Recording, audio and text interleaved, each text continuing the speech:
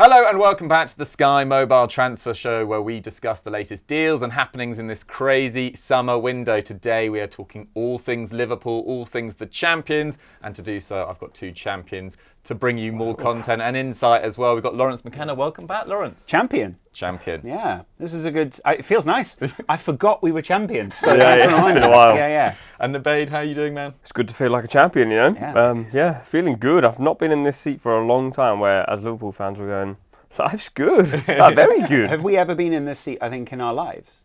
I don't think we've ever been in a position where we're feeling like this. So I feel it's very new. Yeah. Well, we'll get into it and what it means for the entire season to come as well, because it has been an exceptionally busy summer from Liverpool so far. They've already spent £267 million, the most they'd previously spent in an entire season. So 2 windows was £166 million in 2018-19. So a huge outlay. They've also brought in a lot of money as well with outgoings, the likes of Diaz, the likes of Kwanzaa, and there'll be a few more players to leave as well. So we're going to talk through the signings they've already made and some signings they could make to guarantee the title. It's a punchy title, but let's see whether we can guarantee it by the end of this episode.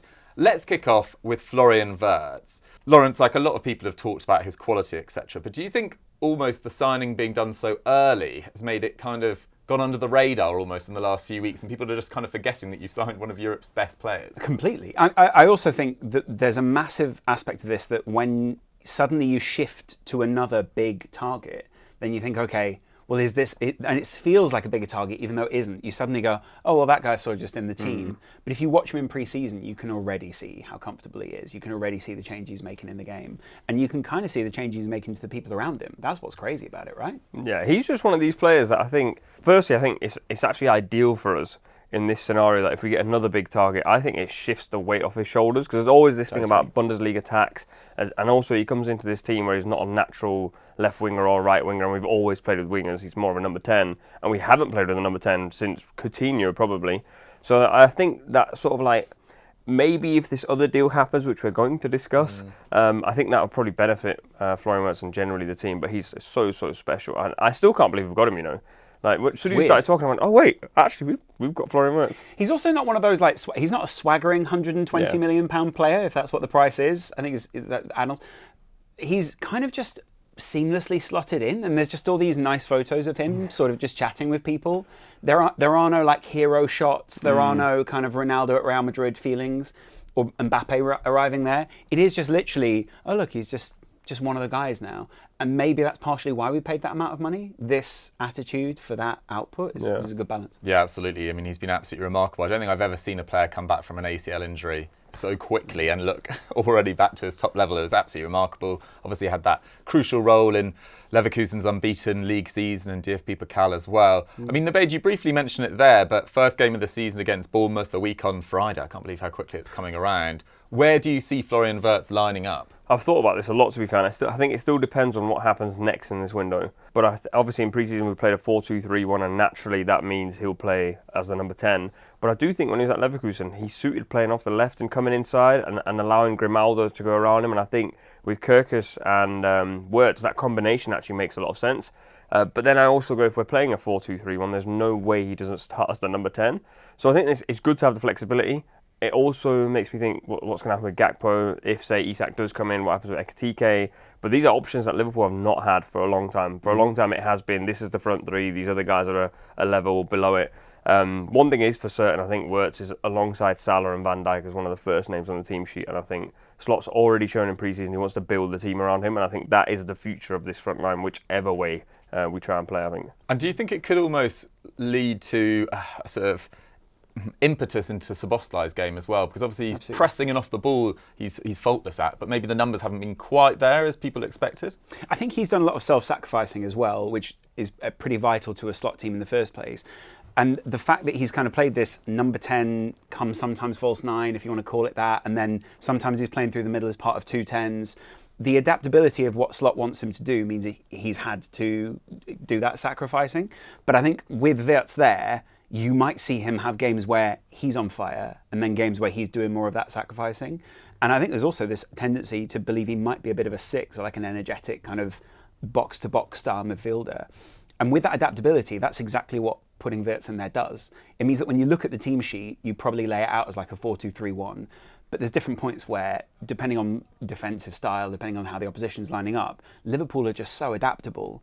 And it's so interesting to see history repeat itself, where we had the era under Shankly of Liverpool are this brilliant, everyone's charismatic, and we're playing that style of football. Then Paisley came in and said, we're going to play any style we want to. You want us to pass? Great, we're going to do that. You want to go over the top? We're going to do that. You think you're going to do X? We're going to do Y.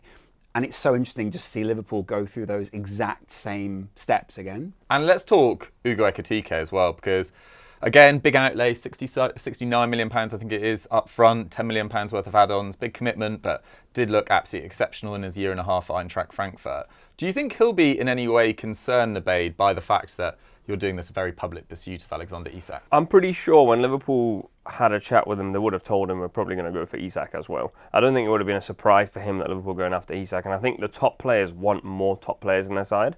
So I think from what I think I read an interview of his when he was at PSG, and he said when he got there, the thing that didn't fluster him was that there were better players around. The thing that flustered him is that people wanted him to land and score goals immediately, and he was like he just couldn't adapt to that straight away. But he said he enjoyed being around other players, because my one concern was, is this a situation where we've bought a player who shines for a smaller team and he's going to struggle at a bigger team? So I read a little bit around him, and that's not what I heard. So I think he's looking at Isak and going, this is one good competition, plus he can play off the left. Diaz is not there anymore. If I'm looking from his shoes, I'm going, this is a good opportunity for him to grow into this team even more. I don't think he would have thought, I'm going to be the main man soon as I get there. Salah exists, Wirtz exists, Isak potentially. I think it's a good scenario in the end for him. Yeah, I kind of agree with that as well. I think people are making too much of it as well, given the fact that Darwin Núñez, it looks like he's going to be sold this summer. Milan supposedly interested in him as of this morning. Luis Diaz has already left, and then the tragic passing of Diogo Jota means that he's not obviously there anymore either. So if it's 3 forwards arriving and 1 tragically no longer with us and 2 leaving, it doesn't feel actually as dramatic as people are making out, at least online. Chiesa's not really, especially in pre-season, I think we've seen like a goal where Gakpo got it to him and he was probably a yard out and he put it in. And it's, again, he's a cult figure, but he's not, doesn't mean he's a meaningful member of the team who's going to win us another title. So if he moves on, we've gone from 6 options, which weren't really ever 6, but they were 6, down to a consolidation summer. And I think that's what I've kept calling it this summer. Liverpool are consolidating and putting talent from a 6 to a 4 in almost every part of the field. And that's partially because we saw Slot do this last season. He doesn't want to be rotating a massive team, but what he wants is options. So instead of bringing a different player on as that option, he's going to tell a player, move, and you'll shift to a different position or whatever. Brentford was that big game last season, and weirdly, Darwin Núñez came on and scored goals in that game. But that big things to flag in that game. First of all, when Núñez came on, I was next to the away end. Everyone groaned. And everyone was like, well, what's he going to do? And you get the Andy Carroll chants and all those kind of things. I feel sorry for Andy Carroll at this point. But the shape shifted so much and the emphasis shifted, but the players got it and the players knew what they were going to do. And Liverpool came back, got the point. And that's the key this season. The shape shifting that Liverpool are going to do is just going to make it impossible to work out where they're going to be. I think that's probably what's different about Slot compared to Klopp. We spoke about this a lot last season, but the tactical fluidity, and I love Jurgen Klopp, but Slot is definitely someone who wants tactical fluidity. There was times last season, I think Ipswich, when we played Ipswich first game of the season, Liverpool were struggling actually at times. And obviously there was that really big clip of Gary Neville, I think, where he said, why is Robertson underlapping Van Dijk? And I was also sat there going, this is so weird to watch. And then he tinkered a few things second half, brought Trent a bit more inside and suddenly unlocked Ipswich. And that happened like on a repeated cycle. Liverpool looks for different solutions, whereas obviously in a Klopp era, you kind of knew how the goals were going to happen. And I think that's where you need Ekitike, you need options, you need players who can do different things. And I think the exciting thing about Ekitike, Laurence, is that he seems to profile very similarly to Alexander Isak as well. So it doesn't feel like if you do change them, at least stylistically, there's too big a change. Well, I think, again, the change will come in the coaching, or the change will come in the notes, or the change... I think, personally, the way that I view it is, I think Isak is this marauding, more left-sided player, and Ekitike will be someone that they want to play off a little bit more. And I'm not saying it's going to be exclusively that, but when I think of profiling the two of them in this Liverpool team at the moment, that's what I see. And again, the fluidity and the changes that Liverpool are going to have in every game. If I was Ekitike or Isak, I'd be happy I'm not playing 60 games a season, because that would be the reality of what Liverpool actually want to compete to be. A few seasons ago, we tried to do the quad. We got very close to that. I'm not saying, again, I'm not calling that out. But what I'm saying is if you do want to compete on all fronts, it's about 64, 65 games, depending on how you do in the Champions League now. And you can't do that with one striker. You can't do that with just one right winger, just one left, and whoever it is in whatever positions. So Liverpool need a rotatable set of quality. And I also think, Salah was great last season, but he needs more support. He was the safety blanket for Darwin Núñez when he came on. He was the pass he always looked to as the out. There was too much of that last year where we became too predictable. The only aspect which I think feels predictable now is that people are going to say you have to win the title. And it's going to be the stick to beat Liverpool with this season. It's going to be, I'm expecting the first loss to be the biggest drama we've ever seen on YouTube. I'm expecting it to be, are the wheels falling off? Who's not getting along? It's going to be Mane and Salah all over again, all these kind of things. And I just don't see Slot as that kind of manager. I don't think Liverpool are going to be that kind of team. So good luck to whoever's trying to work out what formation we play this season, because I don't think even Liverpool fans know. I don't really subscribe to the idea that Salah's going to have a drop-off because he's got this new contract. I mean, we've never seen that from Salah, so I just don't believe that. But he is, as you say, deep into his 30s now. He probably won't be able to play the same level of games in the next 2 years as he has in the previous 2 years. You can use Florian Wirtz out there as well. It's really, really exciting in terms of future-proofing that attacking areas. Let's talk about Milos Kerkez, Nubaid, because do you think, given his experience in the Premier League and that obvious kind of gap at left-back, I think, in terms of top-level quality, at least on the basis of last season, do you think Milos Kerkez in many ways feels like the most guaranteed success of these signings? This is another one that I think no one's talking about. We probably bought the best left-back in the league last season, definitely in the top two, and replaced Robertson, who naturally, I feel sorry for Robertson actually. Last season he was getting so much stick, but I think for 3, maybe 4 seasons, he was literally playing every minute of every single game. It was inevitable. Kerkez comes in, slightly different profile, slightly more aggressive than Robertson. But I think overall, if you're looking around the entire world for a left back, there's Nuno Mendes and then practically no one else after that. So then you're going, oh, he could maybe do a job and he could maybe do a job. But then you go, okay, there's one in the Premier League, he's playing for Bournemouth. They don't play a similar style to us, but the expectation on him will be pretty similar. Don't get forward too frequently, especially now with Frimpong on the other side. Be happy to tuck in at the back post, which he does really well. And I'm kind of looking at it going, this feels like a ready-made fit. I will say on Loz's point that yes, there will be a lot of pressure on Liverpool to win the league, and I fully agree. But it is going to take time to adapt. Aside from Kerkez, everyone else is pretty new, and it's going to require system changes and lots of other things.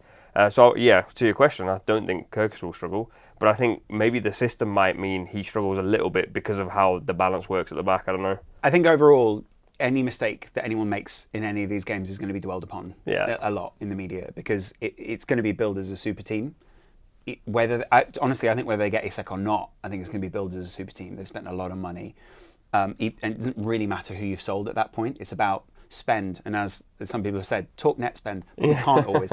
So there's going to be a lot of people who want to see Kerkez fail at left back, and there are going to be times where he gets caught out of position because that's how he's being encouraged to play. And we've seen it in pre-season. If whichever side it is, Yokohama, whoever can catch Liverpool out of position, a top Premier League side or even the mid-Premier League side is going to be able to do that. And I think Slot is kind of leaning into that. The concern really is less about Kerkez or Wirtz or even Frimpong and where they fit in. I think that seems fairly evident.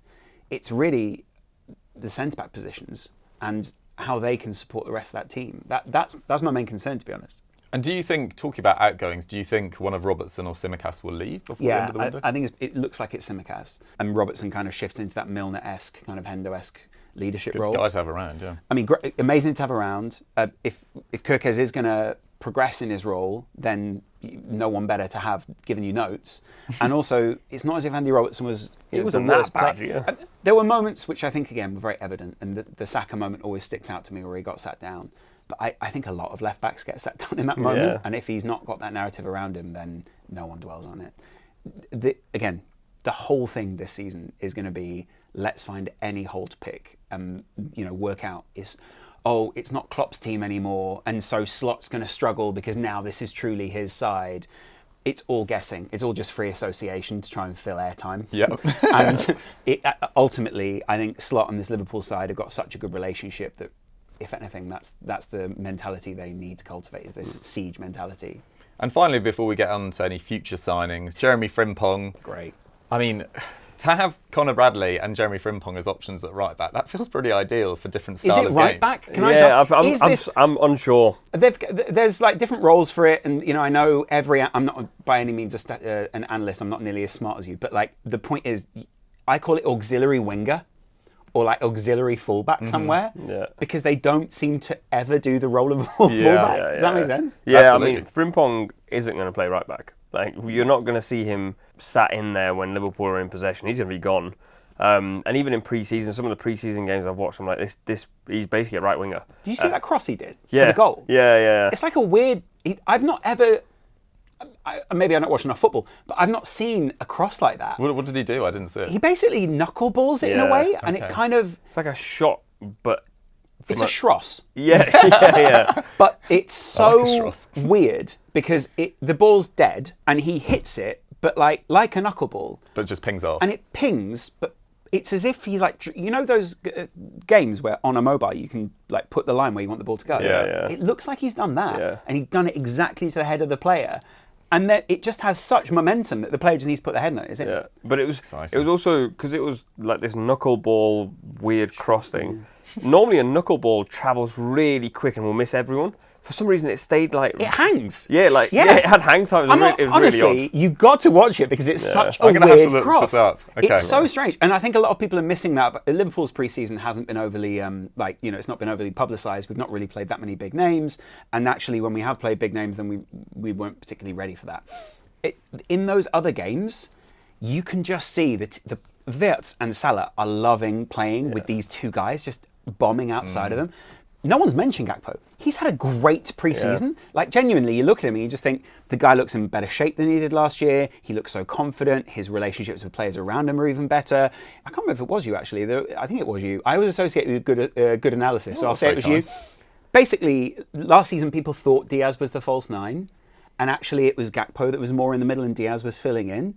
He's just grown into that role even more, and we didn't even have a striker that we've signed at that point.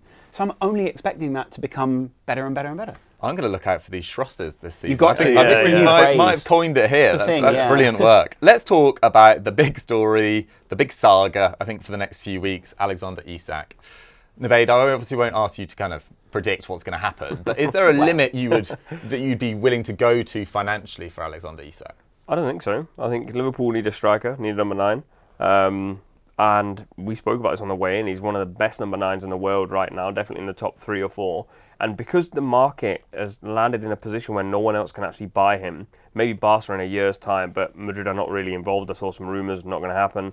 United don't have the money, City don't need a 9, Arsenal just bought Gyökeres, Chelsea won't get him.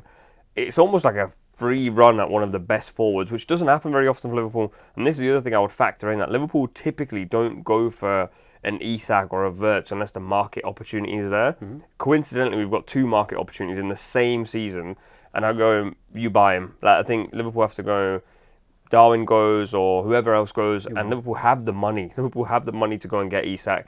What I really don't want is like a Caicedo situation or a Lavia situation. Jude wasn't even a situation, I don't think he was ever coming to Liverpool, but a situation where Liverpool are 6-7 million short or don't quite push enough, and I don't think that's going to happen. Because this is the one that I think you really do push the boat out on. Because when we were you just said then Liverpool have to win the league, even if he doesn't come. I think if he comes, it's like the name's it should be getting written right now. Like. Wow. But I sort of look at Salah, Isak, Gakpo, Wirtz. Like firepower's ridiculous. Ekitike, like you've got 80 plus goals there, and I just think you got to push the boat and get him. Having said I won't ask you to predict what will happen, do you think he would have gone public with his desire to leave if he didn't think there's a very good chance of joining Liverpool this summer? No. And frankly, I think we can speak that way here. If you had even an ear near the ground, then you've heard things since February or even before that about Isak. I'm not saying that's him agitating for a move, but broadly, I think we've seen a lot of PR from Liverpool's side, from Isak's side, and from Newcastle's side to try to limit whatever they consider to be damaging. Mm-hmm. And normally on a transfer, those things kind of line up, where one club knows they're taking the other player. The player generally knows maybe he's not good to agitate, and the third club kind of knows, or we can play we had to let him go. No one seems to be willing to take part in that. And I think from all sides, everyone's sort of saying, well, no one's covered themselves in glory. I don't think you can in this. The fact is that there's stuff that's gone on that we can only really speculate on as to how and why he wants to leave. And it is unusual to see he did it very, very quickly. And now there are these rumours that he told them for a while that he wanted to go and this would be his last season. So nothing matches up, really. And maybe it's for us to piece together when the notebooks come open later. But broadly, I don't see... It's hard now to see how Newcastle kind of reverse that. We were talking actually, maybe there's a Coutinho situation where if they don't get Šeško, which is possible, there isn't really another option, because that's why Liverpool are just going for Isak. There isn't really another top-end option on the market. So if that happens, I still think it might come to January. And even then, if we're predicting it, right, it's not as if another great striker becomes available between now and January, unless they fall out with someone. So I don't really know what the timeline is if they don't get Šeško. It kind of just goes, well, this has been great. Like, you don't really... We'll see you next summer. Yeah, you don't really know. And let's be honest, from day one in this, it's not as if Newcastle said he's not for sale at any price. They said he's not for sale, but it would be about 150 million if he was. Yeah. So even then, we've heard things for a very long time, and they're just things that we just can't say because there's not a legit piece there. And the fact he's not been training at Newcastle, the fact he didn't go on tour, it's got all the feeling of something that will be done. But should we call this out a little bit? People are acting as if, obviously they're talking as if the player's just gone AWOL. There's insurance, there's player agreements, there's a contract which says he has to fulfill that contract. He's not going to Spain unless the club know. He's not training in Spain now unless the club know and have sanctioned that. So let's not sit around and just pretend as if Newcastle haven't been complicit in some of this, or at least knowledgeable about some of it. And I think that's my big issue, is the management of PR has become almost its own industry in this. And I think that's what's let most people down this summer. I think also the idea that Newcastle definitely know they're about to lose their prized asset, considering the summer that they've had where they've been rejected by multiple players, and I've ended up in a situation with all due respect to Lange, who was outstanding last season, but I don't think Isak is going back to Newcastle now and saying, who have we signed? And they say Lange, and he's going, you know what, we're going to win the league next season. I think he's going, I want to win the league, and therefore I want to go to Liverpool. And the club have gone, okay, we think that's going to happen, but we can't just let you go because that's going to look terrible on us. So someone's going to be the enemy here. So you're going to go AWOL to Sociedad for a little while, and when you come back, we're going to say we're not going to let you in at training. I just think the way that's played out, I think there comes a point where you said 150 million, Liverpool are going to obviously bargain with you and maybe get him for 135 million. Just get the deal done and go get Šeško. By doing this, you're now potentially allowing Manchester United into this race to buy Šeško, and United will always put the money forward even though they're broke. And now you're in a situation where you've got a player who might be unhappy. Somehow fans think he's going to stay on for the season and be unhappy, which never happens that way. I think now you've just got a very clunky situation on your hands that if you don't repair by signing a striker and could still lose Isak, the fans will not forgive you. I feel sorry for the Newcastle fans, though, in this. And I think that's worth calling out because obviously we do a lot of public speaking about this. And just for calling out a situation, people get kind of angry about it. Newcastle fans have kind of been left in the lurch a little bit here. They don't know they've not been informed of what the reality of the situation is. They don't really have any other option that seems like is on the horizon apart from Šeško. And they will be feeling let down by the summer they've had. Absolutely. Because the expectation is so high. But that's not on Isak or Liverpool to manage. That is on Newcastle to manage that. And broadly, you would say it's been quite underwhelming as a pre-season. It doesn't mean that Newcastle aren't going to have a good season. I think they've still got a really good team. That's probably, if we're being honest, the best pound-for-pound midfield probably in the Premier League. Outside of, it can compete, should we say that? Yeah. So it's not as if Newcastle are in the worst position. And I think don't take away from the momentum that your team could have because you're likely to lose what most people are calling your best player. We've had this as Liverpool fans with the Coutinho thing. Money reinvested well goes a long way. Absolutely. And I don't know why you would want to derail the entire operation over a guy who's not even going to play for you anymore in a little while. For sure. I mean, because it feels like if he doesn't leave this summer, it'll be next summer, it'll be less of a fee, etc. Right. It's just, yeah, it must be so frustrating for Newcastle fans, especially when Bruno Guimaraes a few months ago was saying, we need 3 or 4 top quality additions. I like my teammates, obviously, and he wasn't hammering his teammates. He was just being like, the last time we were in the Champions League, we really struggled with both competitions. Anyway, that is the Isak situation, but there are some other positions and potential strengthenings that Liverpool need to do. I mean, let's talk centre-backs, Nubaid, because a lot of people, particularly online, have said, which, again, for the reasons that we've already discussed in terms of players lost and leaving, etc., are kind of complaining that Liverpool are signing so many forwards when they don't have that much depth at centre-back. So let's talk centre-backs. If you did sign a centre-back this summer, who would you want it to be? We definitely need one. I think we could have this perfect window and not sign a centre-back, and I wouldn't call it a perfect window. Because Konate and Van Dijk, while I think they're both unbelievably good, and whoever comes in would naturally be a drop-off in quality, we can't be in a situation where we have to play Endo or Gravenberch at centre-back, because I think the knock-on effect on the team isn't great. Marc Guehi is the one that everyone's talking about. That's the one that I think people think will happen. Palace are in a situation where I think he's in his last year of his deal, so he has to go. They rejected, I think, 70 million from Newcastle last summer, which is also now funny. could end up getting him off them as well. And I think like 30, 40 million for a centre-back that comes in and absolutely is a very good option as your third option. So I don't know if you agree, but typically the situation Liverpool have had is that we have like 2 top centre-backs and the drop-off is enormous. Maybe Matip filled that for a little while, but was injured for a long period. I was trying to work out whether Matip was the first choice or Gomez was the first choice. Yeah. And obviously Gomez was there for the title-winning season, and then Matip kind of grew into that.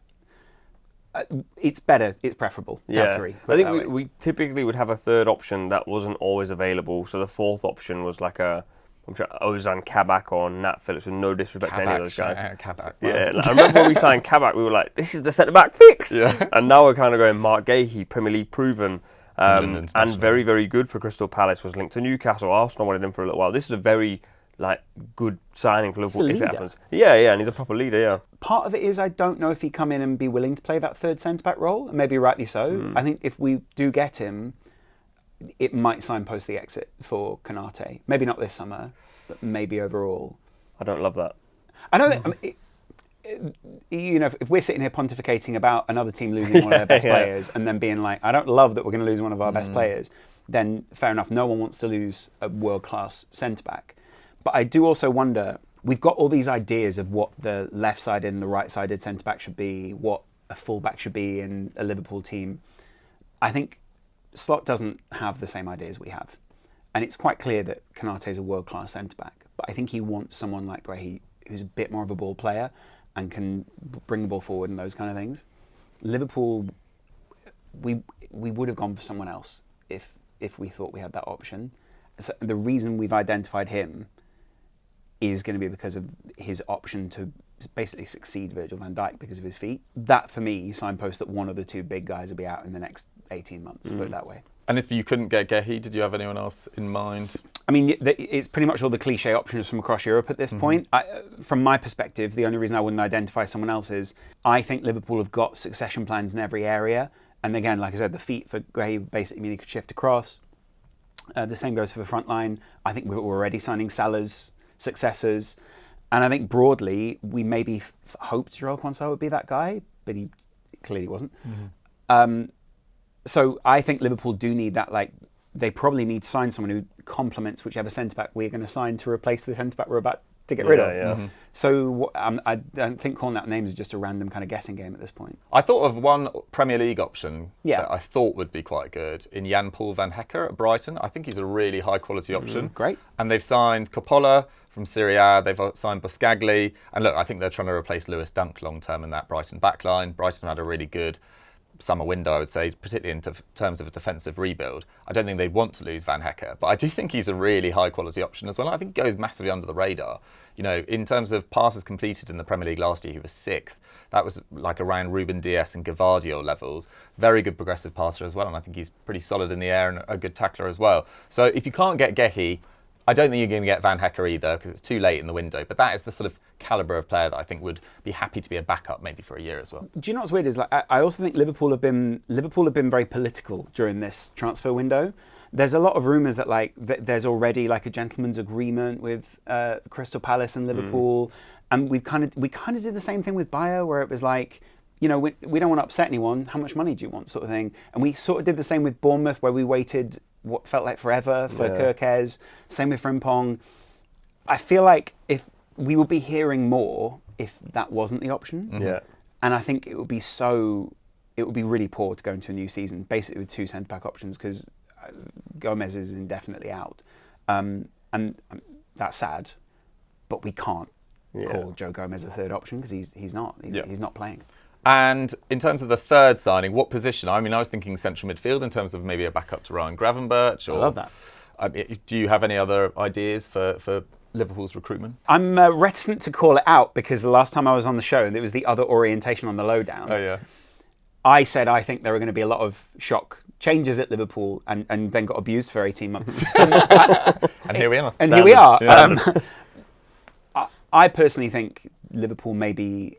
There's a midfielder there that will probably leave at some point. And I'm trying to work out if it's Alexis McAllister or if we're going to replace Gravenberch. I think it'll be one of those last season 3 who felt big for us. And weirdly, we just can't see it yet. And again, it comes down to Slot's profile of him, or similar to Diaz, if Alexis McAllister basically gets the call from Real Madrid and they go, here we are, baby. And he says, okay, come get me. And then I'd imagine we've got someone else lined up at that point. Maybe who actually profiles better for a Slot system. Because, we're talking about Wirtz wandering around. Alexis McAllister was given that wandering role last season, almost more than Szoboszlai was. And now we're in a position where the midfield won't work like that anymore. So I just think we're looking at that and going, he's the one we're replacing. I think last season, Gravenberch, I thought he was outstanding. But I think without McAllister there, I said last season, I think we actually said it on here, he's like the baby Gundogan, like he's the best hand holder, best babysitter in the world. And I think he babysat that midfield really well. But now in a 4-2-3-1, like you have to work cohesively with whoever's next to you, which will be Gravenberch.